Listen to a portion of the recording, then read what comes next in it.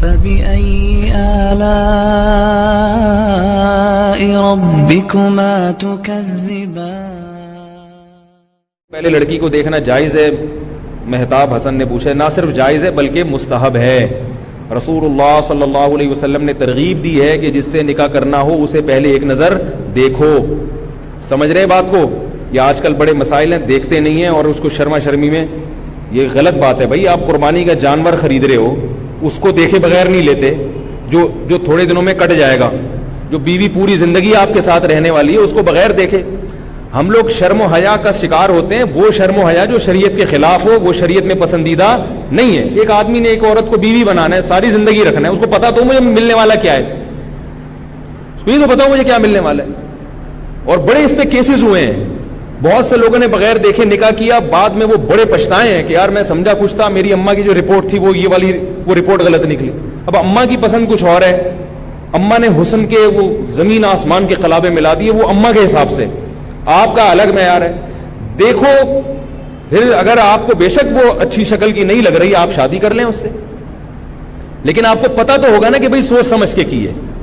اس لیے یہ چیزیں جو ہے نا, حضرت مغیرہ ابن شعبہ رضی اللہ تعالیٰ عنہ فرماتے ہیں کہ میں بغیر دیکھے نکاح کرتا تھا. انہوں نے بہت نکاح کیے تھے.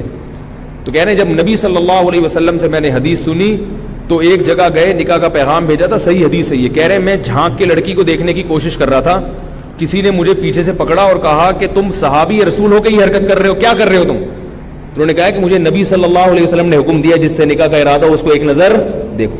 لیکن یہ اس کو غلط استعمال نہ کریں.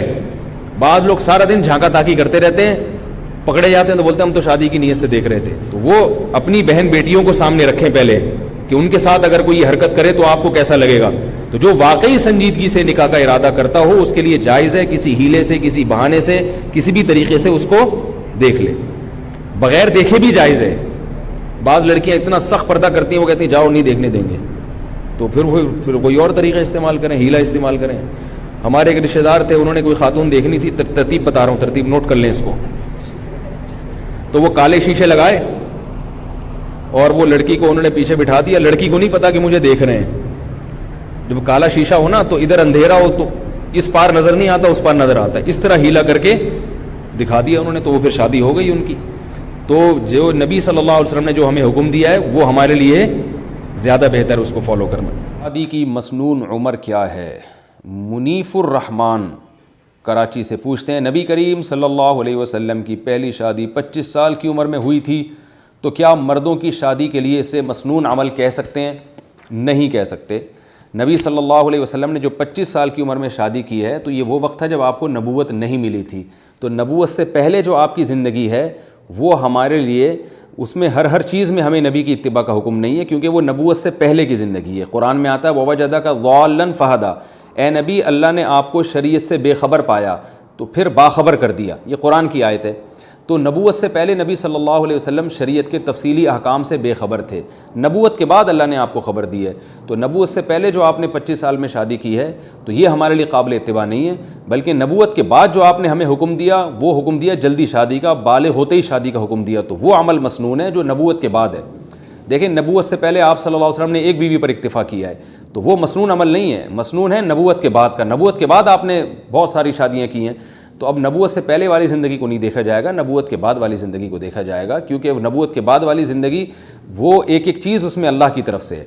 تو نبوت کے بعد آپ صلی اللہ علیہ وسلم نے جو حکم دیا, بخاری مسلم کی متفق علیہ صحیح حدیث ہے, عبداللہ بن مسعود فرماتے ہیں کہ میں بالکل شباب تھا, یعنی ابتدائی شباب میں تھا. ابتدائی شباب کہتے ہیں 15 سال کی عمر کو. تو ابتدائی شباب میں تھا, مجھے رسول اللہ صلی اللہ علیہ وسلم نے دیکھ کے فرمایا یا معاشر الشباب من استطاع منکم الباءۃ فلیتزوج, اے نوجوانوں تم میں جو نکاح کی استطاعت رکھتا ہے وہ نکاح کر لے, کیونکہ اس سے نگاہیں جھکتی ہیں اور شرمگاہ محفوظ ہو جاتی ہے حرام چیزوں سے. تو نکاح کی مسنون عمر 15 سال ہے. البتہ یہ ضرور ہے کہ شادی چونکہ اپنے خرچے پہ ہوتی ہے, باپ کے ذمے لازم نہیں ہے کہ وہ آپ کی شادی پہ خرچہ کرے. تو 15 سال میں نکاح جب مسنون ہوگا جب آپ کو کوئی رشتہ میسر بھی آئے, اور ظاہر ہے لڑکی والے اس عمر میں آپ کو دیں گے نہیں, وجہ اس کی ہے کہ آپ وہ دیکھیں گے آپ کماتے کیا ہیں, یا تو آپ کے ابا آپ کی ذمہ داری لے رہے ہوں پھر تو ٹھیک ہے, ابا بھی ذمہ داری نہیں لے رہے اور آپ کا کوئی بینک بیلنس بھی نہیں ہے, کوئی وراثت بھی نہیں ہے آپ کے پاس, کوئی کمانے کا ذریعہ بھی نہیں ہے, تو پھر اکثر لوگ اس عمر میں رشتہ دیتے نہیں ہیں. تو جو کوئی رشتہ ہی نہ مل رہا ہو تو پھر ہم یہ کہیں گے کہ آپ میں استطاعت نہیں ہے. لیکن بعض لوگ 15 سال کی عمر میں بھی ان کو رشتہ مل جاتا ہے, یا تو اس لیے مل جاتا ہے کہ ان کے والد ان کی ذمہ داری لے رہے ہوتے ہیں, وہ کہتے ہیں بہو کو کھلانا میرے ذمہ ہے, یا اس لیے کہ ان کو وراثت اتنی ملی ہوتی ہے, کوئی بزنس ہوتا ہے جس کی وجہ سے ان کی ارننگ ہو رہی ہوتی ہے.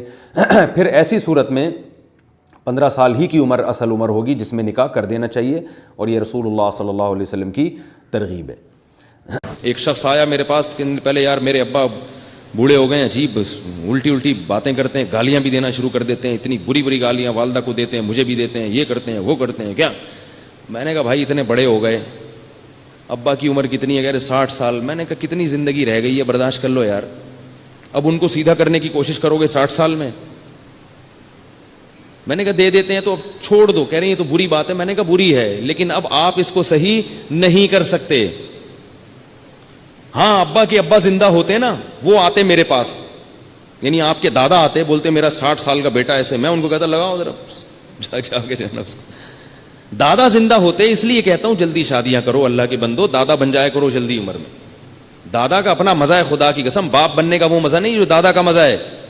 باپ بننے میں نقصان ہے, خود پالنا پڑتا ہے بچہ, اور دادا بننے میں فائدہ ہے کہ بچہ آپ کا ہے, پالے گا کون, اس کا باپ پالے گا.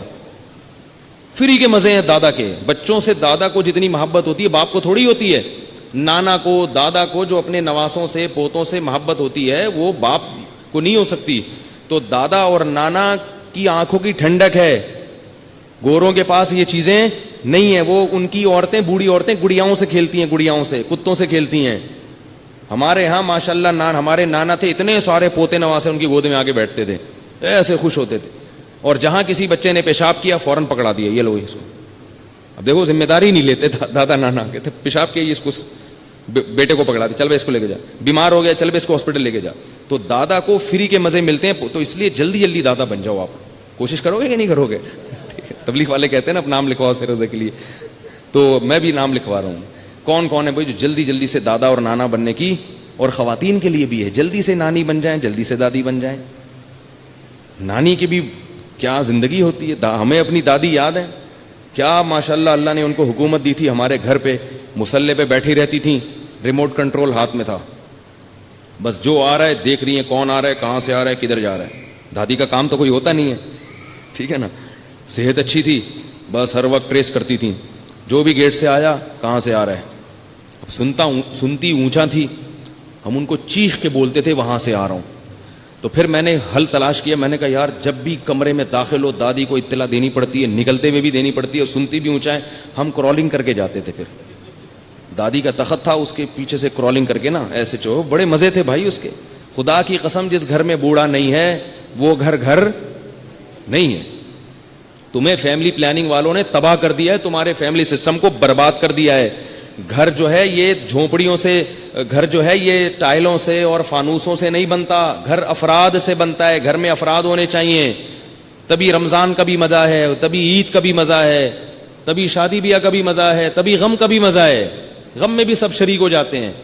کہاں تمہیں یہودی لے کے جا رہا ہے, 2 بچے ہی اچھے, 2 بچے ہی اچھے, کدھر کو تم جا رہے ہو, اور دیر سے نکاح کر رہے ہو, نہ دادا بن رہے ہو نہ نانا بن رہے ہو. تو وہ بندہ آیا نا, میرے ابا صحیح نہیں چل رہے. تو میں نے کہا آپ کے, میرا دل چاہ کے میں اس کو بولوں گے دادا ہوتے نا تو وہ آتے تو میں شکا. اب ابا کو کیا کر سکتے ہو بھائی, ابا کے لیے دعا کرو محبت سے, پیار محبت سے, جیسے ابراہیم علیہ السلام نے سمجھایا اسی طرح نصیحت. تو ماں کا بھی یہی معاملہ ہے, ماں کا بھی یہی ہے.